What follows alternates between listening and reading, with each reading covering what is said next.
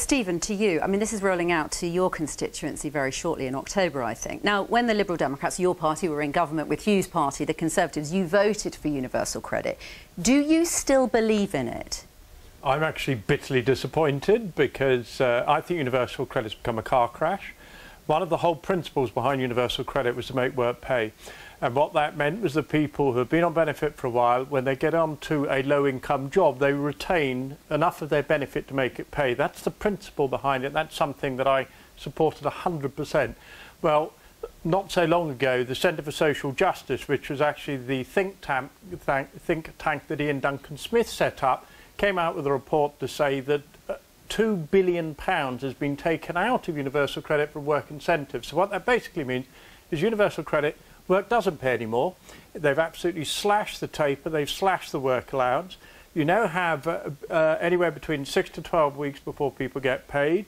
Equally, people are getting their rental directly to them rather than landlords. I'll pick up on that in a moment. Points that I made to Ian Duncan Smith when I was on the Select Committee would cause problems. But the biggest concern, and it's a real concern, is that all the ideas that Ian Duncan Smith, which actually I supported, which would allow people on low income to keep more of the benefit, that's the whole principle behind it, has become an absolute car crash. Stephen is in good company. I mean, let me just check with you. Do you think there should be a pause now? Or do you want universal credit abandoned altogether? I'm doing the best I can to prepare it reaching Eastbourne in about a month's time. It's going to cause real problems. I want to pause because I'm interested in dealing with reality rather than fantasy. I remember actually arguing this with Ian Duncan Smith when I was on the Select Committee.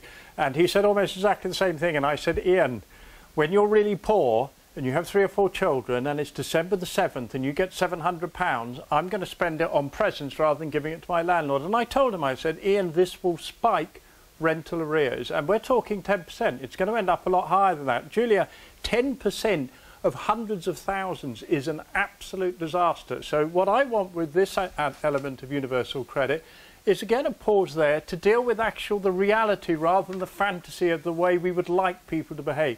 Because these are real people being affected, these are real people and real families losing the roof over their heads simply because of an ideology, and I think that's criminal. Okay.